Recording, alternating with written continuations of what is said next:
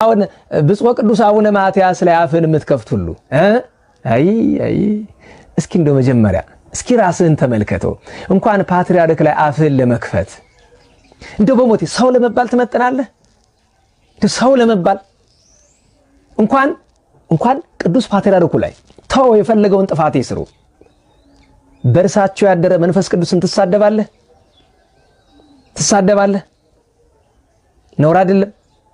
ነውር ነው።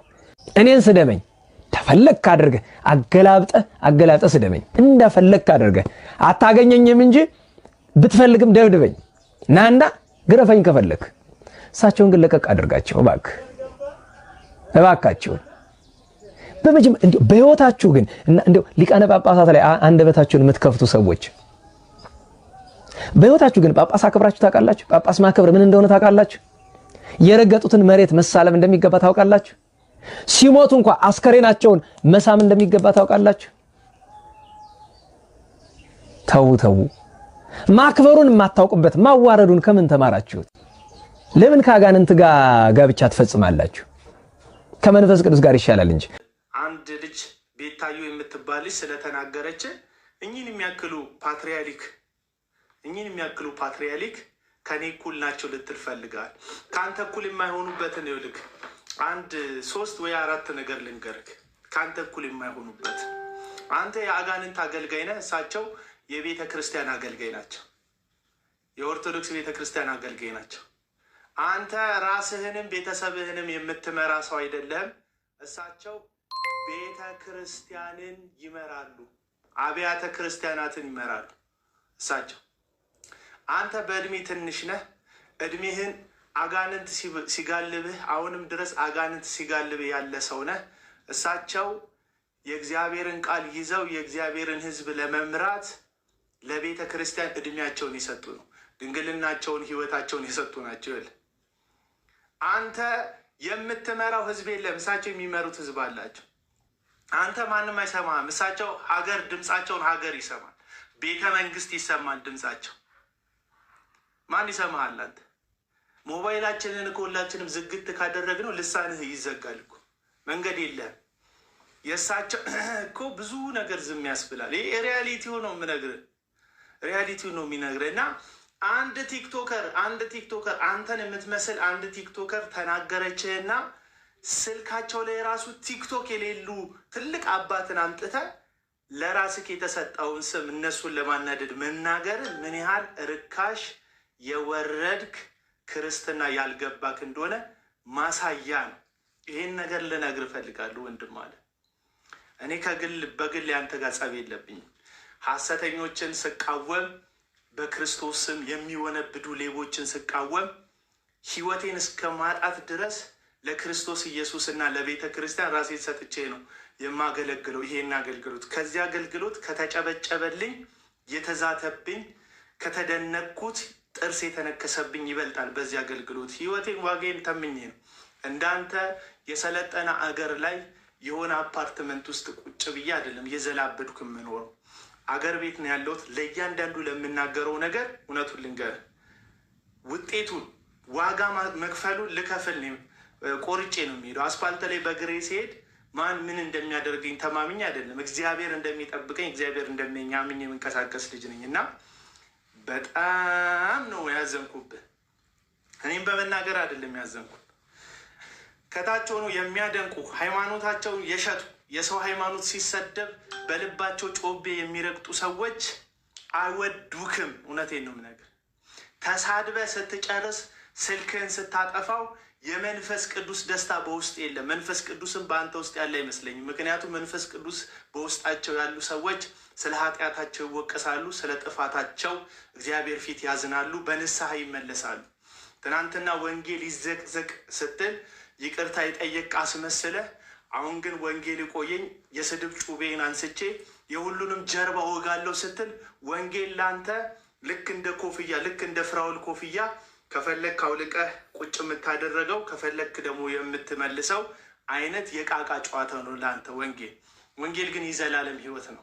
ወንጌል ግን አባቶች በሮም እስር ቤት ውስጥ ህይወታቸውን ያጡበት የተዋደቁበት ቤታቸውን ራሳቸውን ትተው በምድረ በዳና በዋሻ የተቅበዘበዙበት በቀራንዮ መስቀል ላይ ህይወቱን አሳልፎ የሰጠ ስለ ክርስቶስ ሞትና ትንሣኤ የሚኖር ህይወት እንጂ ልክ እንዳንተ የአንድ ሰሞን የቲክቶክ ጊፍት መሰብሰቢያ አይደለም ወንጌል።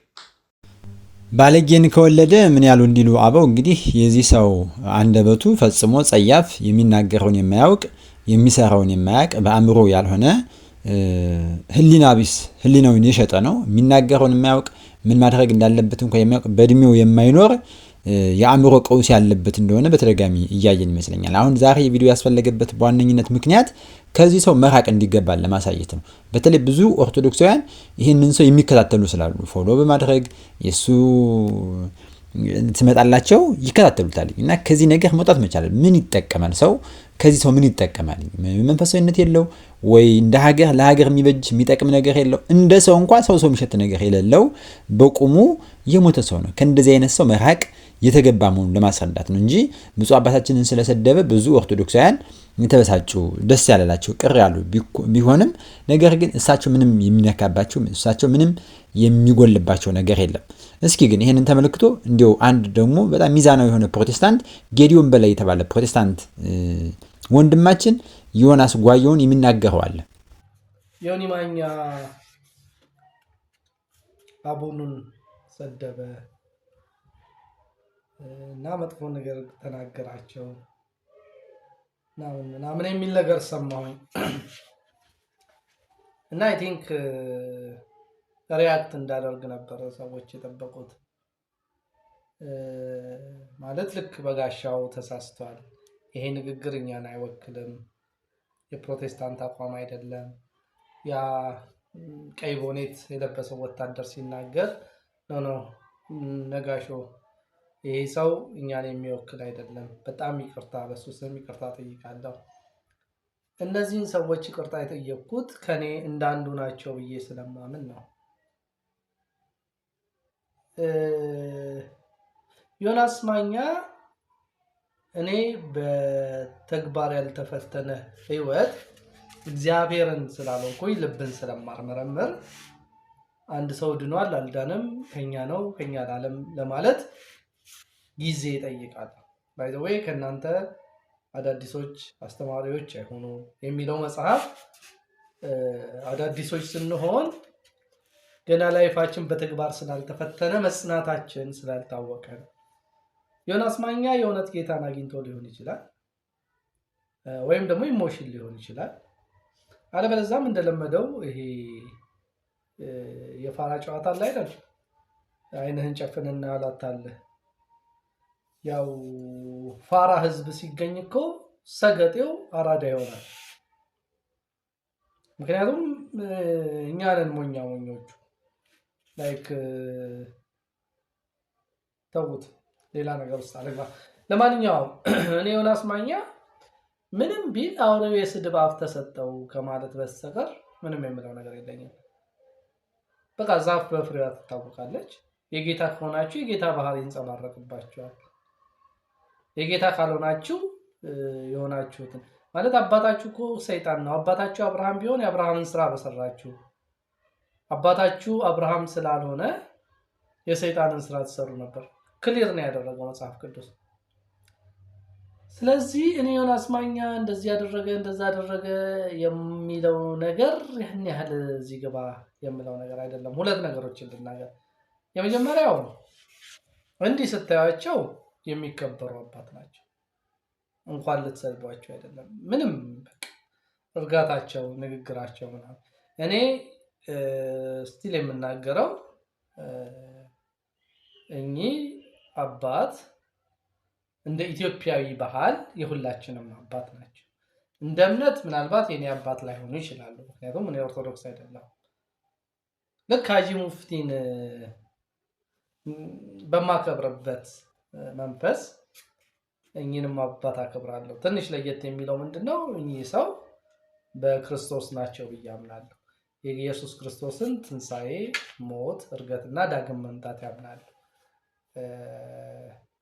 ማለት የኔ ቀኖናና የእሳቸው ቀኖና ቢለያይም ዶግማዎቻችን ላይ በጣም ብዙ የምንመሳሰልበት ነገር አለ። የሃይማኖት ትምህርቶቻችን ላይ በጣም በርካታ የምንተማመንበት አለ። እንደ ሀጂ ሙፍቲ አይደለም የማያቸው። በእምነት ደረጃ ሳያቸው፣ ግን በአባትነት ደረጃ ሳያቸው ልክ ሀጂ ሙፍቲን እንደማከብራቸው አከብራቸዋለሁ። ሰው ዮናስ ሰደባቸው አልሰደባቸው አንድ ተራ ዱርዬ ምንም የሚመጣባቸው ለውጥ የለም። ወንድማችን ጌዲዮንን ከልብ እናመሰግናል። እንዲሁም ደግሞ ከሱ ቀድሞ የተናገረው ወንድማችን አቤል አቡና በጣም ሚዛናዊ የሆነ ፕሮቴስታንት ነው። በተደጋጋሚ እንዲሁም አቤል አቡና ይሄን ዮናስ ጓኛ የሚባል ሰው በደንብ ይተችዋል፣ ይነቅፈዋልኝ። በወንጌል ስም የሚሸቅጥ ነጋዴ፣ ተሳዳቢ እንደሆነ በደንብ ይናገራል ማለት ነው። እንግዲህ ዮናስ ጓኛ ማለት ኦርቶዶክስም እያለ እስልምናም እያለ ግራ የገባው የዋዠቀ አቋም የሌለው ሰው ነው። ኦርቶዶክስም እያለ የምንጸየፈው ሰው ነን። ፈጽሞ የማይወክል ተሳዳቢ፣ ምላሱ ለስድብ ብቻ የተፈጠረች ፍጹም ለመንፈሳዊነትም አብሮ ለመኖርም እንደ ሰውም መንፈሳዊነት እንትን ሰው ሆኖ ለመቆም በራሱ የማይመጥን ሰው ነው ብሎ ለማለትም የምንቸገር አይነት ሰው ነው እና እቁብ ሰጠን፣ እንደዚህ ጉዳይ ሰጠን ዮናስን የምነጋገርበት ነገር ነው። ግን የአባታችን ክብር ይሄ ኦርቶዶክሳዊ ክብራቸው ነው። አባቶቻችን መነቀፍ፣ መሰደብ፣ ከዚህም የዘለለ መታሰር፣ መገደል፣ መሰደድ ሁሉ የአባቶቻችን ጸጋ በረከት ነው። እንኳንስ በዚህ አንድ የሰፈር ዱርዬ ተናገረ ብለን ማለት ነው። አእምሮ የለውም ሰውየው። የእውቀት ማነስ የአእምሮ እክል የገጠመው ሰው ስለሆነ ብዙ የምንደነቅ አይደለም። ኦርቶዶክሳውያን መረጋጋት፣ በዚህ ጉዳይ ላይ መበሰት አያስፈልግም። ነገር ግን ከዮኒ ጓያ ያላችሁ ሰዎች፣ ፎሎ እያደረጋችሁ ያላችሁ ሰዎች ውጡ፣ በቃ አንፎሎ እያላችሁ ከሱ ውጡ። አሁን አጀንዳ ለማስቀየር ዝና ለማግኘት ተረሳው አይነት ስለሆነ የሳንቲም ጥረት ስለገጠመው እሱን ለማምጣት ነው እየተሳደበ። ሁሉም ኦርቶዶክሳውያን የሚሳደበው በጋሻውም ትዝተውም ሌሎችም ዝና ሲፈልጉ ሳንቲም ሲያጠራቸው መሆኑን በደንብ ተረድተን ከአጀንዳችን መውጣት የለብንም ለማለት ነው። ሰላም ለእናንተ ይሁን። ሰላም ቆዩኝ።